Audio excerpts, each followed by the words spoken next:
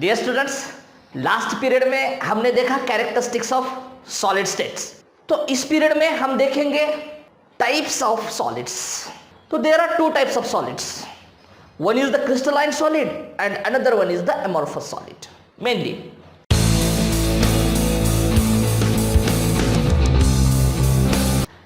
तो क्या करना है आपको, एक चुटकी में नमक लो या कोई भी साल्ट लो और दूसरी हाथ में फ्लोर, आटा होता है ना, तो फ्लोर लो या चॉक पाउडर लो। अब ये जो इस हाथ में लिया है जो साल्ट है या नमक है, इसको देखो,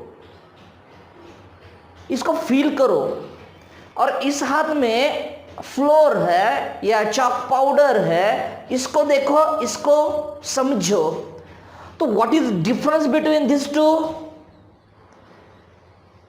This chalk powder is very soft in nature. This flour is very soft in nature, but salt is not a soft in nature. तो exactly ये salt क्या है? Salt है crystalline solid, और ये फ्लोर क्या है? ये फ्लोर है amorphous solid। मैं आपको एग्जांपल बताता हूँ क्रिस्टलाइन सॉलिड और amorphous सॉलिड के, समझ जाएंगे आप।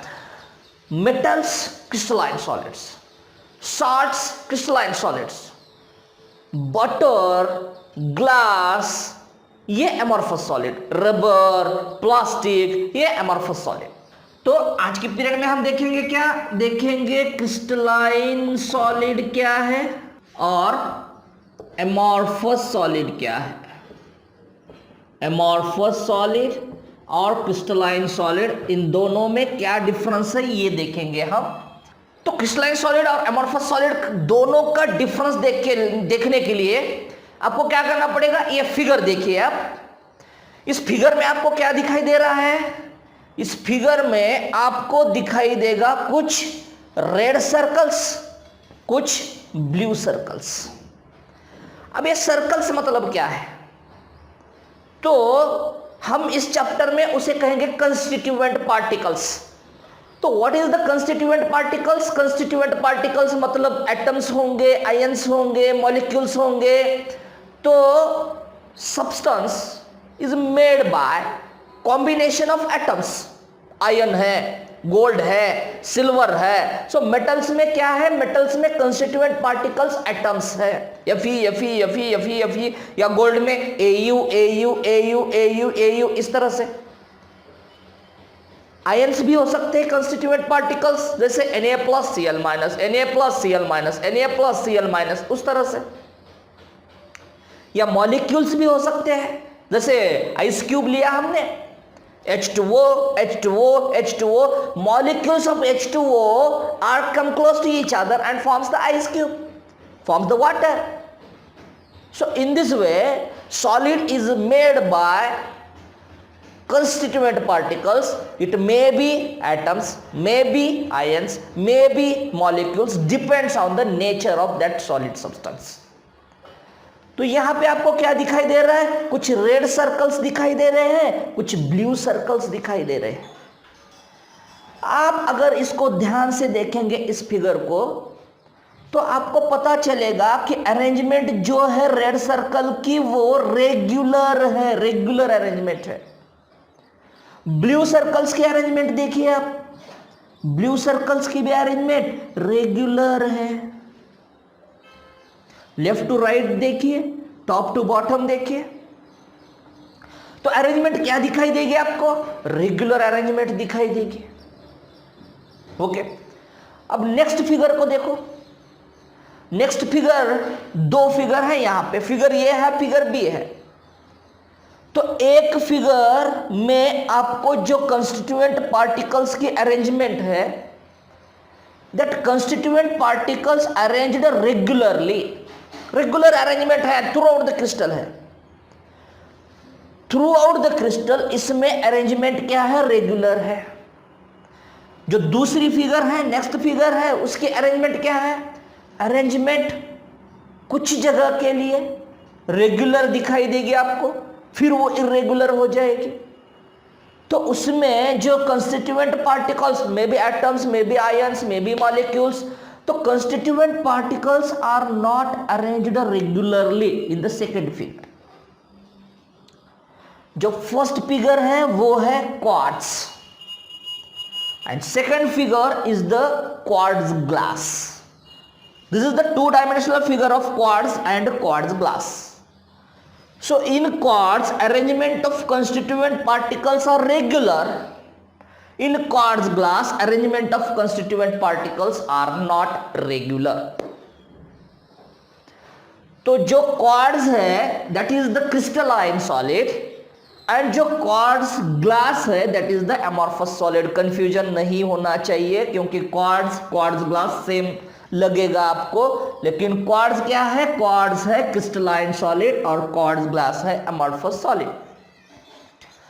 तो हमें पता चला कि क्रिस्टलाइन सॉलिड में constituent particles arranged regularly and in amorphous solid constituent particles does not arranged regularly.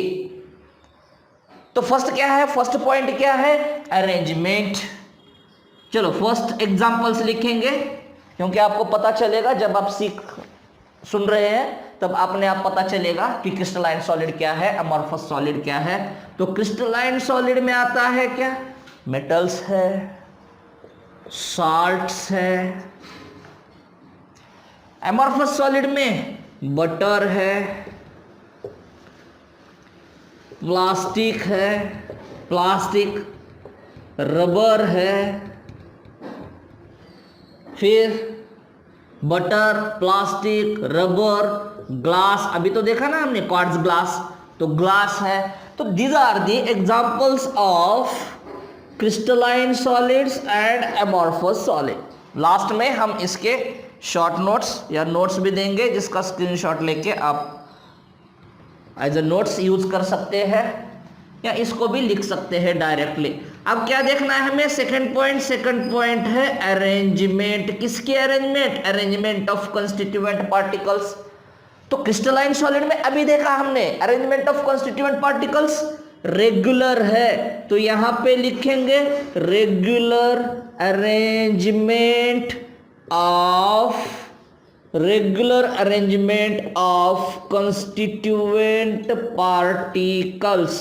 तो ये क्या है? ये क्रिस्टलाइन सॉलिड है जिसमें constituent particles arranged regularly and through out the crystal. जितना क्रिस्टल है उतना अरेंजमेंट कंस्टिट्यूएंट पार्टिकल्स की कैसी है? रेगुलर है। तो क्या कहेंगे हम? Constituent particles arranged regularly throughout the crystal, that substances are the crystalline solids.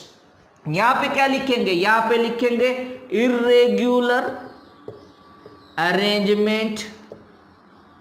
Irregular arrangement of constituent particles. इसमें कंस्टिट्यूएंट पार्टिकल्स अरेंज्ड रेगुलर नहीं है तो उसको कहेंगे irregular arrangement of constituent particles.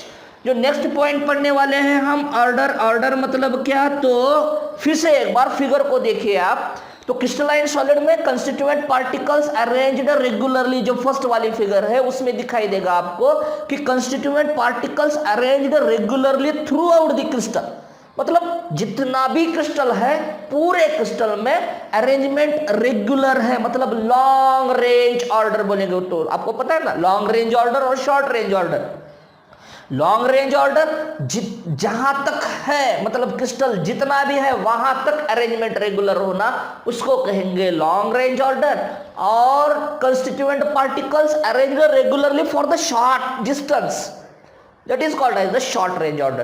तो जो नेक्स्ट फिगर है जिस क्वार्ट्ज ग्लास की, अमॉर्फस सॉलिड की, तो उसमें आपको क्या दिखाई देगा? थोड़ा सा रेगुलरिटी दिखाई देगा फॉर शॉर्ट डिस्टेंसेस, फिर इरेगुलर, फिर थोड़ा सा रेगुलर, फिर इरेगुलर। तो क्या कहेंगे हम? कहेंगे इसको long range order. Long range order मतलब constituent particles arranged regularly for the long distances is called as long range order. और यहां पे क्या कहेंगे? यहां पे कहेंगे शॉर्ट रेंज ऑर्डर। मतलब क्या है? Constituent particles arranged regularly for the short distance. Then it becomes the irregular, then regular, then irregular. So for the short distances, constituent particles arranged regularly, so they are called as the short range order, and crystalline solid are called as the long range order. Next point देखेंगे हम, अब हम इसका nature देखेंगे, nature देखेंगे इसका। तो crystalline solids are अनाइसोट्रॉपिक, समझेंगे अब। crystalline solids are anisotropic in nature and amorphous solids are isotropic in nature. This is very important point. इन सब में सबसे ज्यादा इंपॉर्टेंट यही है कि अनाइसोट्रॉपिक कौन है। तो crystalline solids amorphous, crystalline solids anisotropic है और एमॉर्फस सॉलिड्स आइसोट्रॉपिक है। Then what is the anisotropy and isotropy? Iso मतलब सेम, तो अनाइसोट्रॉपिक, ये फिर से एक बार फिगर को देखिए आप। इस फिगर में आपको क्या दिखाई दे रहा है? Red circles arranged regularly, blue circles arranged regularly. तो ये अरेंजमेंट ब्लू सर्कल्स की, रेड सर्कल्स की, मतलब सर्कल्स मतलब कंस्टिट्यूएंट पार्टिकल्स, तो कंस्टिट्यूएंट पार्टिकल्स की अरेंजमेंट किस तरह से है? कंस्टिट्यूएंट पार्टिकल्स की अरेंजमेंट यहां पे रेगुलर है, मतलब ये क्या है? क्रिस्टलाइन सॉलिड है। अब ये दूसरी वाली फिगर, इसमें क्या किया है हमने? इसमें एक इमेजिनरी एक्सिस निकाला है हमने, इमेजिनरी एक्सिस डाला है उस फिगर में। ये बी दिखाई दे रहा है आपको, पॉइंट ये, पॉइंट बी, तो ये पॉइंट से बी पॉइंट तक हमने एक इमेजिनरी एक्सिस, एक लाइन खींची है। उस लाइन पे सब क्या है? सब ब्लू सर्कल्स है, मतलब सब एक ही प्रकार के, एक ही टाइप के कंस्टिट्यूएंट पार्टिकल्स वहां पे आपको दिखाई दे रहे हैं। कहां पे? एक्सिस पे। कौन से एक्सिस? ये बी एक्सिस या ए बी लाइन बोलिए उसको। तो ए बी लाइन पे आपको सभी ब्लू सर्कल्स ही दिखाई देंगे, मतलब same constituent particles are comes on the A B axis. Okay, अब इस दूसरी फिगर में हम एक दूसरी इमेजिनरी एक्सिस निकालने जा रहे हैं। वो क्या है? वो है सी डी इमेजिनरी एक्सिस, या सी डी लाइन खींचा हमने एक। तो ये सी डी लाइन पे आपको क्या दिखाई दे रहा है? सभी रेड सर्कल्स दिखाई दे रहे हैं। तो सभी रेड सर्कल्स मतलब सब सेम कंस्टिट्यूएंट पार्टिकल्स दिखाई दे रहे हैं आपको सी और डी में। अब एक तीसरी लाइन खींचेंगे हम, कौन सी है ये? ई और एफ लाइन है, इमेजिनरी है। तो ई और एफ लाइन में या ई और एफ एक्सिस पे आपको क्या क्या दिखाई दे रहा है? आपको दिखाई दे रहा है blue circle, red circle, blue circle, red circle, blue circle, red circle. इसका मतलब क्या है? ये बी पे सब constituent particle same, C D पे सब कंस्टिट्यूएंट पार्टिकल सेम, लेकिन ई एफ पे कंस्टिट्यूएंट पार्टिकल्स कम्स डिफरेंट। मतलब अगर NaCl लिया हमने तो Na प्लस होगा, Cl माइनस होगा, Na प्लस होगा, Cl माइनस होगा, Na प्लस होगा, Cl माइनस होगा। कौन से लाइन पे? E और F लाइन पे। तो क्या इससे क्या करना है हमें? इससे ये भी पे सब Na plus, Na plus, Na plus, Na plus है, समझो। CD पे सब Cl minus, Cl minus, Cl minus है, लेकिन EF लाइन पे Na प्लस है, Cl माइनस है, Na प्लस है, Cl माइनस है, Na प्लस है, Cl माइनस है। तो फिजिकल प्रॉपर्टीज, कौन सी physical properties? Dielectric constant, electrical conductance, refractive index, इस तरह की फिजिकल प्रॉपर्टीज अगर हमने कैलकुलेट किया, मेजर किया ए बी एक्सिस पे, तो वो कुछ अलग होगी। सी डी एक्सिस पे अलग होगी, because Na plus having the different capability to conduct the electricity. Na plus have different dielectric constant, refractive index, Cl minus shows the different properties. तो ए बी एक्सिस पे एक property हमने check की, कौन सी? Electrical conductance, तो वो अलग है। CD पे अलग है, EF पे कुछ अलग है। मतलब तीनों भी एक्सिस पे ये जो फिजिकल प्रॉपर्टीज है ये सेम नहीं आएगी। क्यों सेम नहीं आएगी? क्योंकि अरेंजमेंट ही सेम है। ये बी पे सेम है तो ये बी की कुछ प्रॉपर्टीज सेम होगी, मतलब कुछ होगी। CD पे कुछ अलग होगी, EF पे प्रॉपर्टीज, ये प्रॉपर्टीज कुछ अलग होगी। तो क्या हो रहा है यहां पे? ये बी पे जो प्रॉपर्टीज दिखाई दे रहा है, जो प्रॉपर्टीज हमने मेजर किया है AB एक्सिस पे, वो CD पे नहीं होगी क्योंकि CD पे अलग कंस्टिट्यूएंट पार्टिकल्स है। जो CD पे होगी फिजिकल प्रॉपर्टीज वो EF पे नहीं होगी क्योंकि EF पे कुछ अलग होगी। उसी सब्सटेंस को हम कहेंगे एनाइसोट्रोपिक, मतलब physical properties are different at the different directions. इस डायरेक्शन में कुछ और फिजिकल प्रॉपर्टीज है, मतलब उसकी मेजरमेंट फिजिकल प्रॉपर्टीज की डिफरेंट है। इस एक्सिस पे कुछ डिफरेंट है, इस एक्सिस पे कुछ डिफरेंट है। तो व्हाट इज अनाइसोट्रोपी? अनाइसोट्रोपी मतलब फिजिकल प्रॉपर्टीज, कौन सी भी physical property, physical properties different. Different क्यों? अभी देखा हमने अरेंजमेंट सेम है इसलिए डिफरेंट एक्सिस पे different atoms, different ions, different molecules आ सकते हैं, इसलिए physical properties are different at different directions. या अगर डिफरेंट डिफरेंट कंफ्यूज हो रहा है तो डिफरेंट डायरेक्शंस, तो क्या करना है, इस डिफरेंस को हटा के एनी डायरेक्शंस ऐसे लिख सकते हैं आप। तो physical properties are different at any direction, किसी भी डायरेक्शन पे फिजिकल प्रॉपर्टीज, जैसे रिफ्रैक्टिव इंडेक्स है, जैसे इलेक्ट्रिकल कंडक्टेंस है, जैसे डाइलेक्ट्रिक कांस्टेंट है, तो फिजिकल प्रॉपर्टीज डिफरेंट दिखाएगा डिफरेंट एक्सिस पे, तो इसी को कहेंगे हम अनाइसोट्रोपिक। तो crystalline solids are anisotropic in nature. What is anisotropy? Physical properties are different at the different direction। और क्यों different है ये हमने explain किया अभी। अब देखेंगे amorphous solids are isotropic in nature। So what is isotropy? Isotropy means, अब इस फिगर को देखिए, इस फिगर में आपको क्या दिखाई दे रहा है? क्वार्ट्ज ग्लास की फिगर है ये। तो क्वार्ट्ज ग्लास जो सेकंड वाली है, तो क्वार्ट्ज ग्लास में आपको क्या दिखाई दे रहा है? क्वार्ट्ज ग्लास में अरेंजमेंट इरेगुलर है, मतलब वो अमॉर्फस सॉलिड है। तो इसमें ऑलरेडी अरेंजमेंट इरेगुलर है, यहां पे कोई भी एक्सिस अगर आप डालेंगे इमेजिनरी तो अरेंजमेंट इरेगुलर ही आएगी। मतलब एक जगह रेगुलर, जैसे क्रिस्टलाइन सॉलिड में हुआ था ना, एक जगह रेगुलर एक जगह इरेगुलर, ऐसा नहीं होगा। क्यों? क्योंकि सभी अरेंजमेंट इरेगुलर ही है अमॉर्फस सॉलिड में। So due to the irregular arrangement in amorphous solids, physical properties are same at any direction.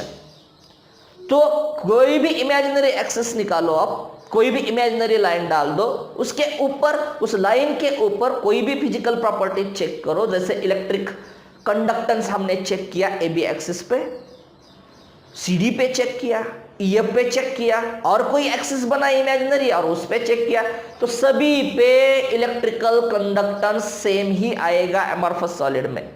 Not only electrical conductance, any physical properties shows same at any direction in amorphous solid. तो इसी को कहेंगे हम isotropy. So amorphous solids are isotropic in nature. Iso मतलब same, तो same properties मतलब same physical properties same at any direction, at different direction, इसी को कहेंगे हम अमॉर्फस सॉलिड। तो क्या लिखेंगे? Physical properties are same at, ये नहीं, यहाँ पे सेम, यहाँ पे डिफरेंट कंफ्यूज होता है, इसलिए हमने यहाँ पे डिफरेंट की जगह एनी डायरेक्शन लिखा है। तो सेम एट एनी डायरेक्शन, क्योंकि ऑलरेडी अरेंजमेंट इरेगुलर है, कोई भी डायरेक्शन ले लो अरेंजमेंट इरेगुलर ही होगी। मतलब फिजिकल प्रॉपर्टीज कोई भी डायरेक्शन में, कोई भी एक्सिस पे सेम ही आएंगे। तो इसलिए हमने इसको क्या कहा, physical properties are same at any direction. So this is the isotropic in nature. तो आपको समझ में आया, crystalline solids are anisotropic. Why? Because they shows the physical properties different at the any direction, at the different direction is called as the crystalline solid, and this happens due to the arrangement of constituent particles in crystalline solids are regular, and due to regularity at any direction, at any axis, they possesses the different arrangement, and due to that they shows the different physical properties. Amorphous solids are isotropic, means they shows the physical properties same at any direction, same at different direction, that is called as the isotropic. Why? Because already arrangement is irregular at any direction. कोई भी direction ले लो आप, इसमें arrangement irregular ही है, इसी कारण वो physical properties same दिखाते हैं। नेक्स्ट पॉइंट देखेंगे हम, क्रिस्टलाइन सॉलिड को कहेंगे ट्रू सॉलिड, ट्रू सॉलिड, और these amorphous solids are also called as pseudo solid, pseudo solid और सुपर कूल्ड लिक्विड, इसको कहेंगे सुपर कूल्ड लिक्विड। अब ये पॉइंट क्या है, तो ट्रू सॉलिड मतलब crystalline solids shows the arrangement regular, and due to that arrangement regular they shows all properties of solids exactly, so they are called as the true solid. अब solids की property क्या है, देखो समझो, ये इस pen को हमने टेबल पे रखा या यहाँ पे रखा जेब में, तो ये फ्लो नहीं होगा, जिस जगह पे रखा है उसी जगह रहेगा, ये सॉलिड की प्रॉपर्टी है। लेकिन लिक्विड को अगर हमने टेबल पे डाल दिया तो क्या होगा, जहां पे डाला है, जहां पे टेबल पे रखा है लिक्विड को, उसी जगह रहेगा, नहीं रहेगा, वो फ्लो होगा। तो liquid shows the flowing capability, liquid shows the flowing ability, but solids does not flow. लेकिन अगर पुराने विंडोज, पुराने डोर्स, जो पुरानी बिल्डिंग्स होती है ना, उसके डोर्स या विंडोज आपने अगर चेक किया तो उसका जो बॉटम होता है उस ग्लास का, उसका जो बॉटम होता है ग्लास का, वो आपको थोड़ा सा थिक दिखाई देगा, और जो टॉप साइड है वो आपको थोड़ी सी थिन दिखाई देगी। थोड़े ध्यान से देखना पड़ेगा उसको। तो bottom side of the glasses becomes thick and top side becomes the thin. Why? Because glass flows under their weight. मतलब ग्लास क्या हो रहा है, ग्लास उसकी वेट के अनुसार फ्लो हो रहा है, जितना उसका वेट होगा उसी के अनुसार वो फ्लो हो रहा है। अगर एक ही साइज का ग्लास हमने बनाया और एक ही साइज का ग्लास यहाँ पे विंडो में लगा दिया, तो कुछ साल बाद विंडोज, उसी ग्लास के विंडोज में जो बॉटम होता है उसका नीचे की साइड जो होगी वो थोड़ी सी आपको थिक दिखाई देगी, और जो ऊपर की साइड है वो थोड़ी सी थिन दिखाई देगी आपको। What happens here, glass flows under their weight and due to that it becomes the thicker at the bottom and thinner at the top side. तो ये प्रॉपर्टी किसकी है, फ्लोइंग कैपेसिटी किसकी है, फ्लोइंग कैपेसिटी है किसकी, फ्लोइंग कैपेसिटी है liquid की। लेकिन ये जो अमॉर्फस सॉलिड है ना, ये amorphous solid flows under their weight, मतलब ये किसकी प्रॉपर्टी दिखा रहे हैं यहां पे, लिक्विड की प्रॉपर्टी दिखा रहे हैं यहां पे। But liquid have a more flowing ability as compare to the amorphous solid. जैसे पानी को हमने यहां से डाल दिया तो वो पूरा नीचे गिरेगा, ग्लास तो वैसे नीचे नहीं गिरेगा, ग्लास फ्लो होगा लेकिन स्लोली फ्लो होगा। तो इसको हम क्या कहेंगे, सुपर कूल्ड लिक्विड, मतलब ठंड दिमाग वाला लिक्विड। सुपर कूल्ड ठंडा, ठंड मतलब ठंड दिमाग वाला। तो लिक्विड तो नहीं है लेकिन प्रॉपर्टी दिखा रहा है लिक्विड की तरह। वो भी फुल प्रॉपर्टी नहीं दिखा रहा है लिक्विड की, उतनी जितनी एबिलिटी, जितनी कैपेबिलिटी फ्लोइंग की लिक्विड की है उतनी कैपेबिलिटी इसकी नहीं है सर एमॉर्फस सॉलिड की, लेकिन फिर भी दिखा रहा है कि ये फ्लो होता है। तो इसीलिए हम क्या कहेंगे इसको, सुपर कूल्ड लिक्विड, मतलब ठंड दिमाग वाला लिक्विड। तो ये सुपर कूल्ड लिक्विड या pseudo solid, pseudo solid, pseudo मतलब बनाने वाला, मतलब सॉलिड नहीं है लेकिन सॉलिड दिखाता है, स्टेट सॉलिड है लेकिन प्रॉपर्टी कुछ और दिखाता है, इसलिए हम इसको कहेंगे सीडो सॉलिड, लेकिन ये ट्रू सॉलिड है। सो this is about the why crystalline solids are called as the true solid, because arrangement is regular, due to that it shows the exact properties of the solid. But in amorphous solid, arrangement is irregular, due to that it shows the somewhat flowing capacity under their weight. So these are called as the pseudo solid or the super cooled liquid. चलो इसी के साथ next point देखते हैं। Fifth point है, क्या करना है हमें, आयन आप देखे होंगे कहीं या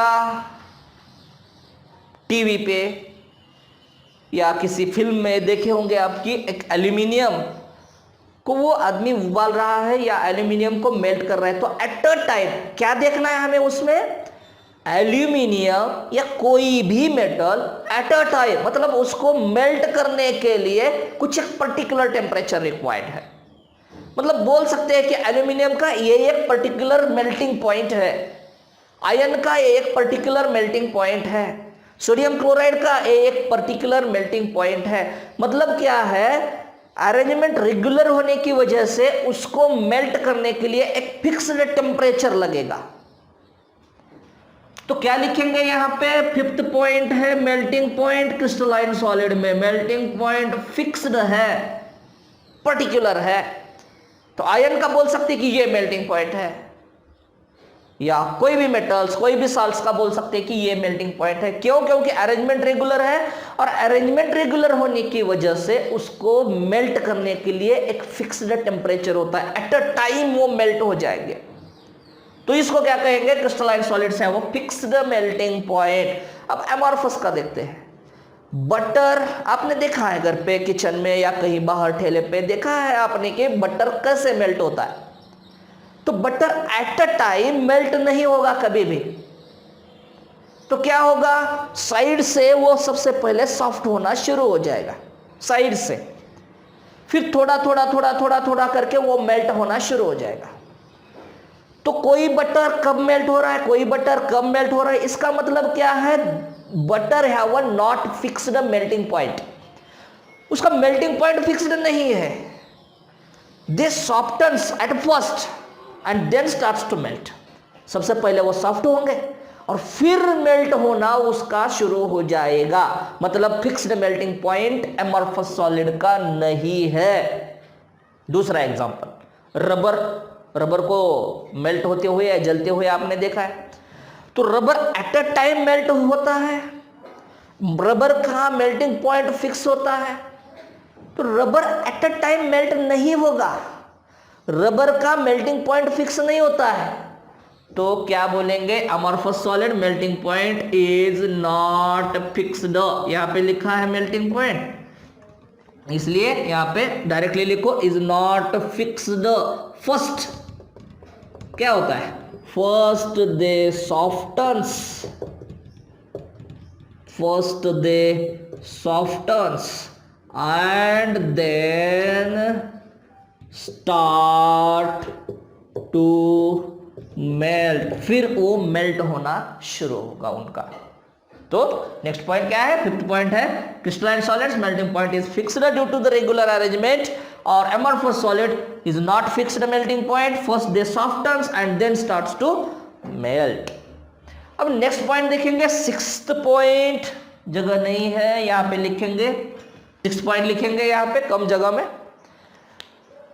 क्या करना है आपको, एक लोहा, जब आप किसी जगह बिल्डिंग बनाते हैं तो आपने देखा होगा कि जो रॉड होता है लोहे का, उसको कट करते समय कुछ वर्कर्स को देखा है आपने।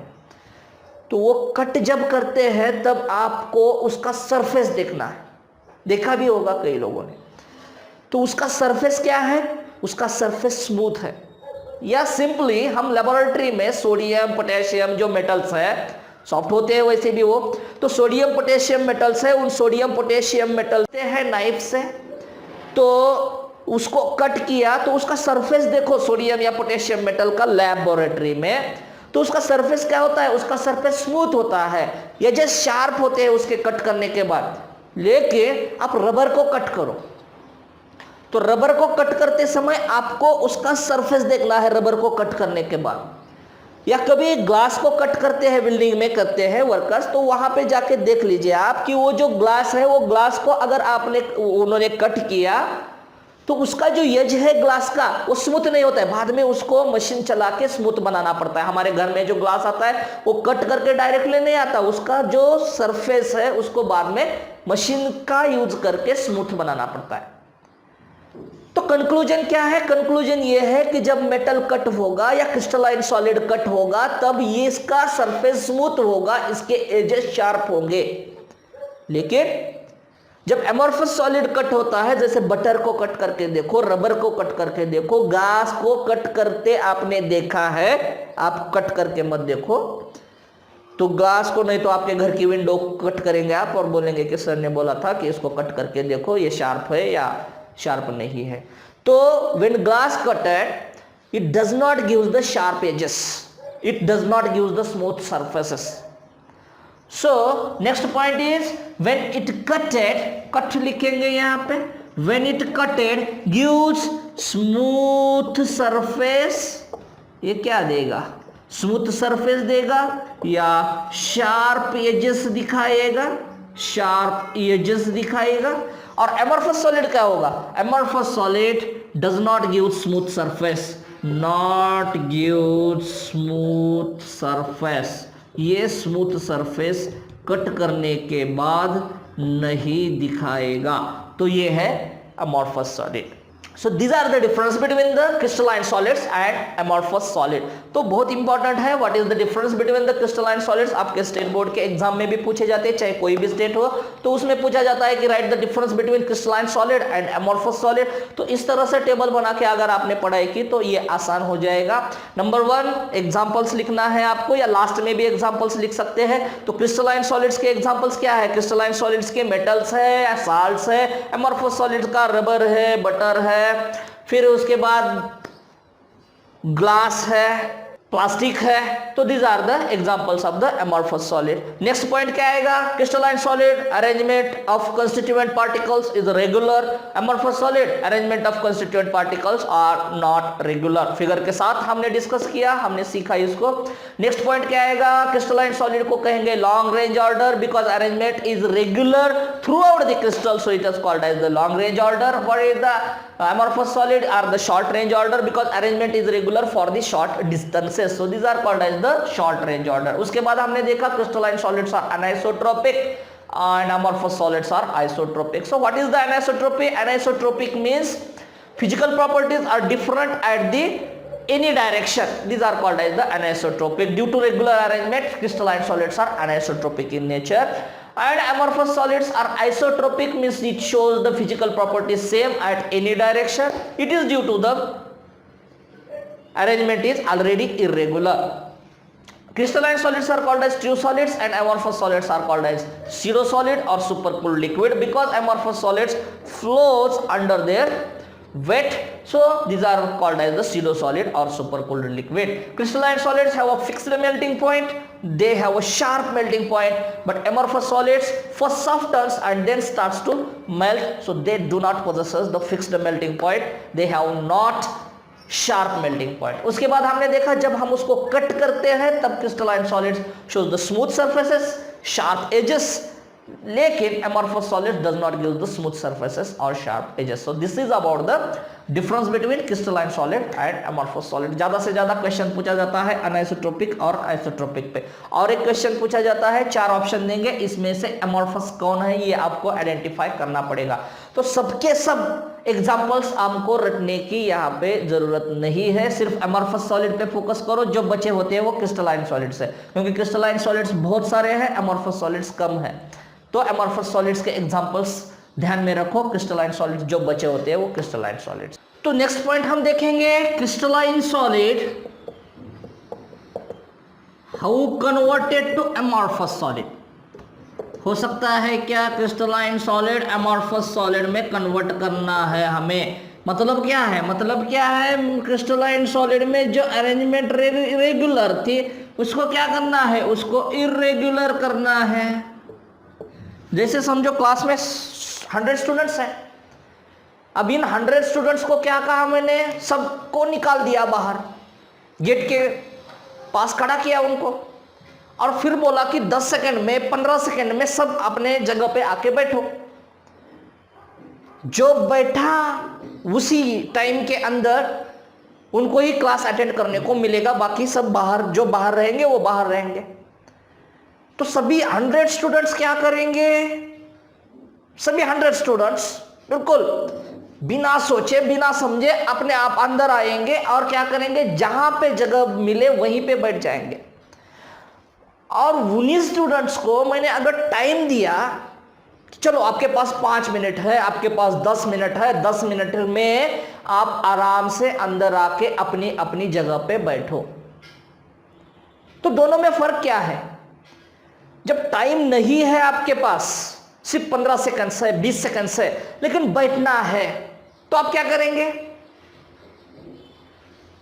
फास्ट आएंगे अंदर, कुछ नहीं सोचेंगे कहां पे जगह थी हमारी बैग कहां पे है, हमारी बुक्स कहां पे, ये कुछ भी नहीं सोचेंगे। आप डायरेक्टली क्या करेंगे, जहां पे जगह मिलते हैं आपको वही बैठ जाएंगे। वो हो गई अरेंजमेंट इरेगुलर।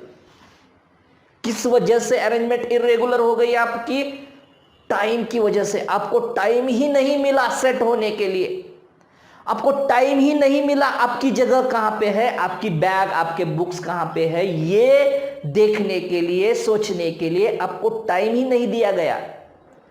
तो due to lack of time what happens, irregularity will be there.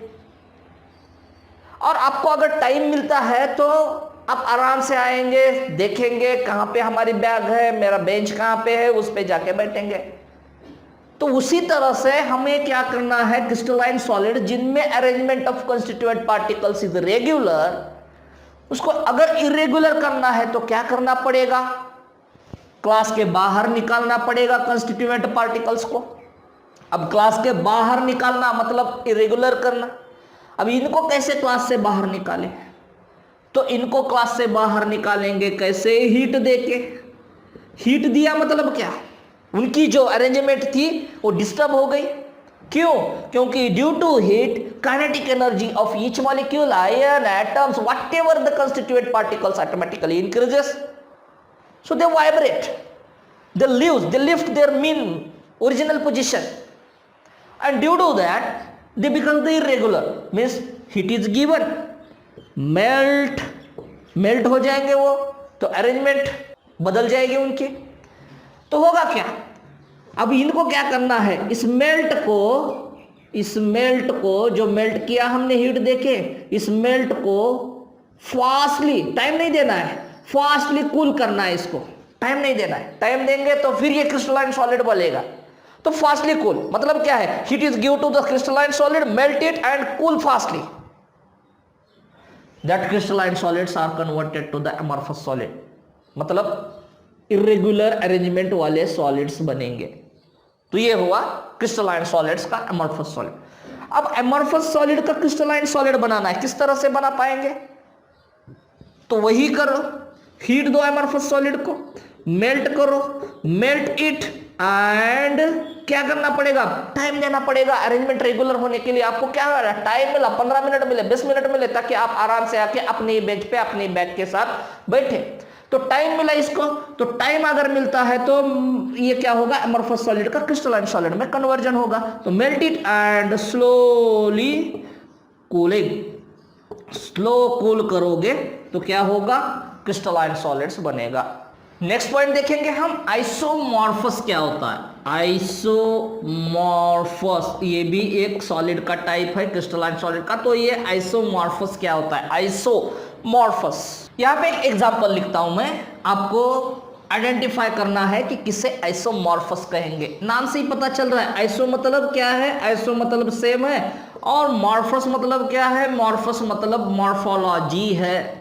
तो इसको कहेंगे क्या, इसको कहेंगे आइसोमॉर्फस। तो इसका एग्जाम्पल है, first example NaF and MgO। Second example है NaNO3। आपको आइडेंटिफाई करना है इन दोनों में क्या सिमिलरिटी है, NaNO3 और CaCO3, इन दोनों में क्या सिमिलरिटी है, आपको आइडेंटिफाई करना है क्या सिमिलरिटी है इन दोनों में। Na एक है, F एक है, मतलब प्रोपोर्शन 1:1 है एटम्स का इन मॉलिक्यूल्स। Mg कितना है, 1 है, वो कितना है, 1 है, तो प्रोपोर्शन कितना है एटम्स का इन MgO मॉलिक्यूल, 1:1 है। यहाँ पे Na एक, N एक, O 3, तो प्रोपोर्शन क्या है 1:1:3। तो ये Ca कितना है, 1 है, कार्बन 1, वो 3, तो प्रोपोर्शन क्या है 1:1:3। तो इसको कहेंगे आइसोमॉर्फस। ये आइसोमॉर्फस है, ये आइसोमॉर्फस है, मतलब जिनकी मॉर्फोलॉजी सेम है, जिनके मॉलिक्यूल्स में एटम का रेशियो सेम है, उनको कहेंगे आइसोमॉर्फस कंपाउंड्स, आइसोमॉर्फस सब्सटेंसेस। तो different substances having the same crystal structures is called as isomorphous। Compounds different है NaF MgO, लेकिन क्या सेम है, इनका क्रिस्टल स्ट्रक्चर सेम है, इनके एटम्स का प्रोपोर्शन सेम है, इन सब्सटेंस को कहेंगे आइसोमॉर्फस। अब इनको देखिए आप जरा, NaCl और KCl, इसका प्रोपोर्शन Na और Cl 1:1, K1 Cl 1, इनका भी प्रोपोर्शन 1:1। ये आइसोमॉर्फस नहीं है, मतलब ओनली एटम्स का proportion is not in a factor for the isomorphism.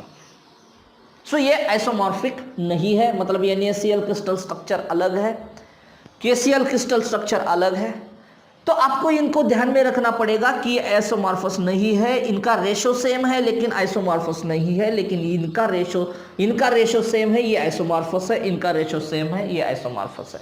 तो आइसोमॉर्फोलॉजी, जिनका क्रिस्टल स्ट्रक्चर सेम होता है, जिनके एटम्स का प्रोपोर्शन सेम होता है, उनको कहेंगे आइसोमॉर्फिक सब्सटेंसेस। इनका प्रोपोर्शन सेम है लेकिन इनका क्रिस्टल स्ट्रक्चर सेम नहीं है, तो ये आइसोमॉर्फिक सब्सटेंसेस नहीं है। नेक्स्ट पॉइंट है पॉलीमॉर्फस सब्सटेंसेस। पॉली मतलब मेनी, मॉर्फोस मींस मॉर्फोलॉजी, तो जिनकी मॉर्फोलॉजी डिफरेंट होती है उनको क्या कहेंगे, उनको कहेंगे पॉलीमॉर्फस सब्सटेंसेस। एक एग्जांपल लिखेंगे हम यहाँ पे, carbon, diamond, graphite, Buckminster fullerene,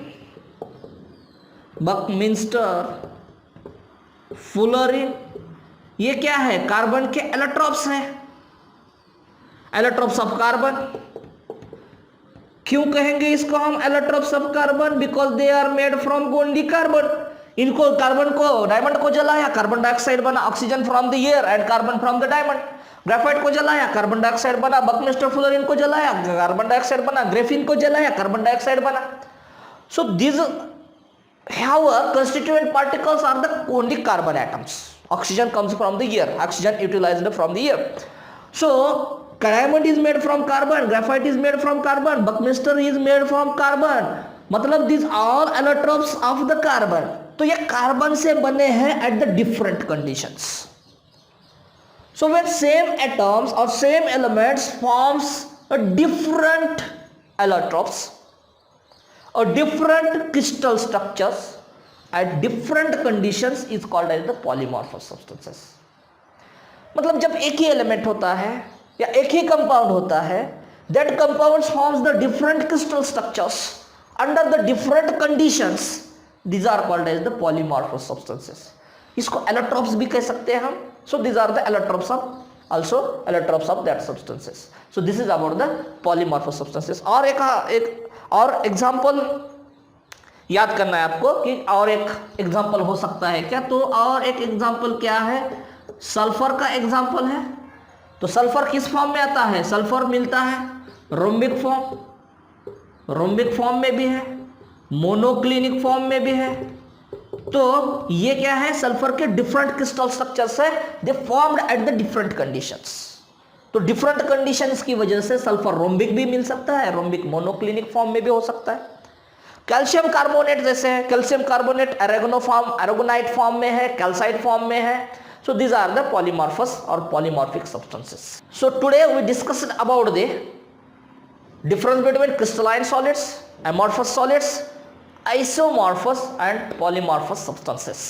तो नेक्स्ट पीरियड में हम टाइप्स ऑफ क्रिस्टलाइन सॉलिड्स, जैसे मॉलिक्यूलर सॉलिड है, आयनिक सॉलिड है, कोवैलेंट सॉलिड है, तो इस प्रकार के सॉलिड्स के टाइप्स हम देखेंगे नेक्स्ट पीरियड में। आई होप आप जो आज पढ़ाया हमने वो सब आपने समझ लिया। तो पढ़ाई करते रहो, चैनल को सब्सक्राइब करो। Thank you.